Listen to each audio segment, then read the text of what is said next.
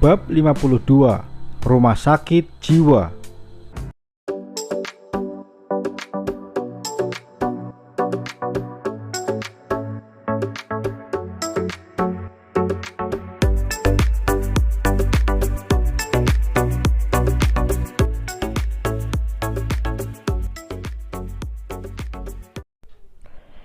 Bimo berhenti sejenak saat dia melewati depan ruangan yang menjadi tempat Jenny bekerja.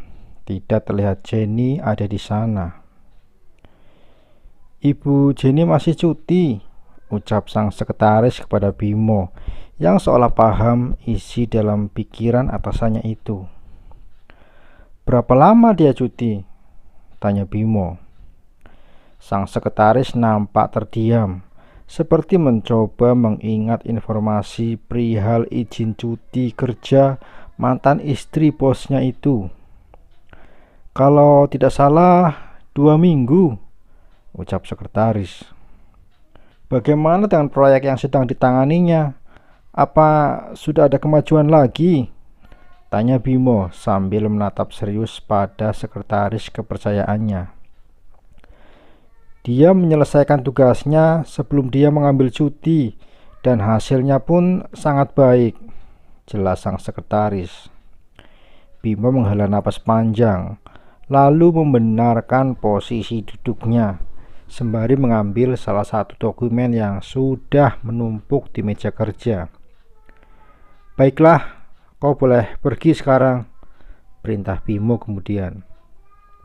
Sekretarisnya itu mengangguk patuh, lalu berbalik hendak meninggalkan ruang kerja bosnya.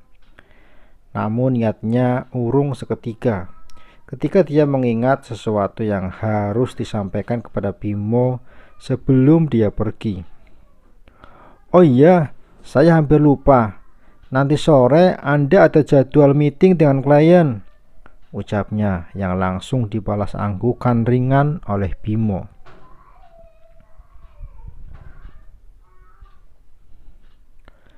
Sepulang dari kantor, Bimo memutuskan untuk mampir ke rumah Jenny. Dia dengar dari sekretarisnya kalau Jenny memperpanjang cuti salah satu alasannya juga karena Zaki yang sedang sakit. Bimo terakhir kali bertemu dengan baby Zaki sehari setelah kejadian penculikan. "Zaki ada di rumah?"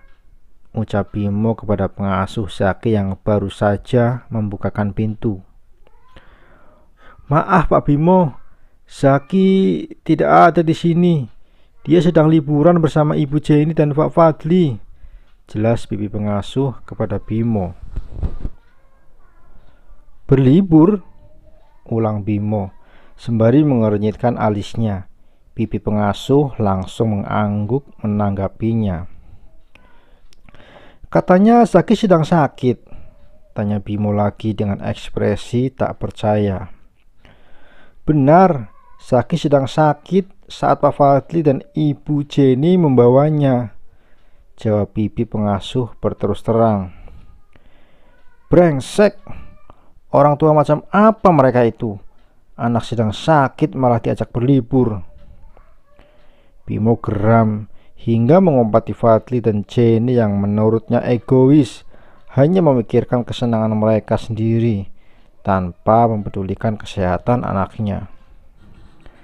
"Kapan mereka akan kembali?" "Saya kurang tahu Pak, mereka tidak mengatakan apapun kepada saya."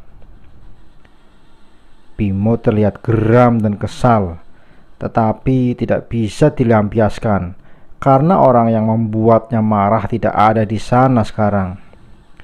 "Ya udah, terima kasih," ucap Bimo datar. Pria itu berbalik dan langsung pergi begitu saja dari sana. Di tengah perjalanan, Bimo memutar arah mobilnya menuju rumah sakit tempat Bella dirawat. Setelah menemui perawat yang bertugas mengawasi Bella, pria itu langsung menuju ke kamar rawat istrinya. Di dalam kamar berukuran sempit itu, nampak Bella sedang duduk melamun di atas ranjang. Pandangannya langsung beralih begitu mendengar suara pintu terbuka. Binar terang seketika terpancar dari matanya saat melihat suaminya datang berkunjung menemuinya. Bella langsung bergegas turun dan berlari menghampiri Bimo. "Kenapa Mas baru datang? Aku sangat merindukan Mas. Aku ingin pulang.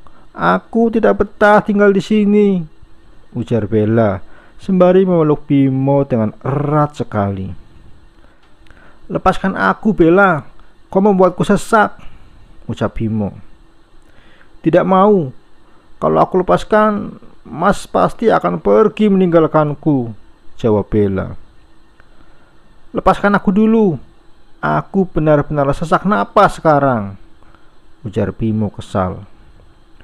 Akhirnya Bella mau melepaskan pelukannya. Dia menatap dalam-dalam wajah suaminya yang dia rasa sudah lama tidak datang menemuinya. "Aku sangat senang Mas mau menemuiku. Apa Mas akan membawaku pergi dari sini?"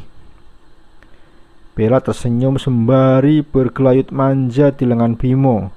Dia merasa begitu yakin suaminya itu akan membawanya pergi dari tempat terkutuk itu.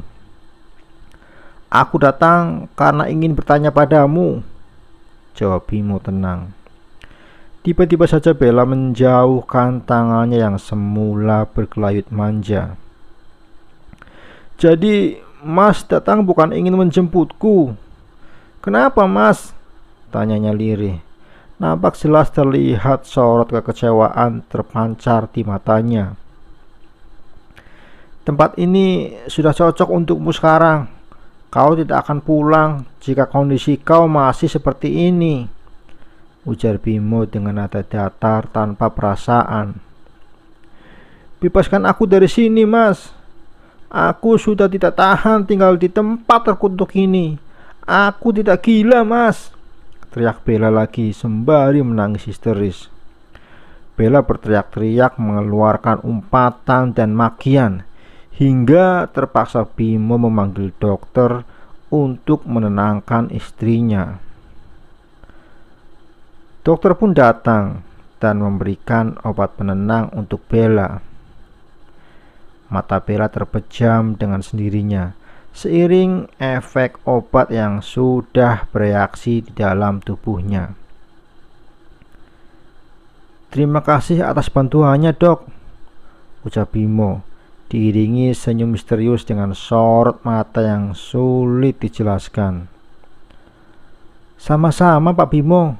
Saya akan melakukan yang terbaik kepada istri Anda," ucap dokter itu, sambil kemudian pamit untuk meninggalkan ruangan itu. "Tinggallah di sini lebih lama. Sesungguhnya tempat ini sangat layak bagimu," ujar Bimo sembari tersenyum misterius. Beberapa saat kemudian Bimo pun bergegas meninggalkan rumah sakit. Tanpa dia sadari, gerak-geriknya tak lepas dari perhatian mata-mata yang dibayar oleh Fadli. Saat Bimo mengemudikan mobilnya, Bimo nampak kurang fokus karena dihinggapi bayangan istrinya yang tiba-tiba muncul di kepalanya. Dia seperti melihat wajah Bella saat wanita itu memohon untuk dibawa pergi dari rumah sakit. Berkali-kali wanita itu meyakinkannya bahwa dia tidak gila. Namun Bimo sengaja tidak mempercayainya untuk membuat Bella semakin frustasi dengan keadaan seperti itu. "Anggap saja itu hukuman karena kau telah mengkhianatiku," gumam Bimo, karena mengingat pengkhianatan Bella bersama Andre kekasihnya. Jika hidupnya telah hancur, maka orang yang menjadi bagian kehancuran tersebut pun tidak boleh merasakan kebahagiaan. "Jangan bermimpi kalian akan bahagia di atas penderitaanku. Tak akan kubiarkan kalian lolos begitu saja," gumam Bimo lagi. Sementara dia pun juga tidak suka dengan Jenny dan Fadli karena baginya melihat mereka bahagia justru membuat hatinya semakin buruk.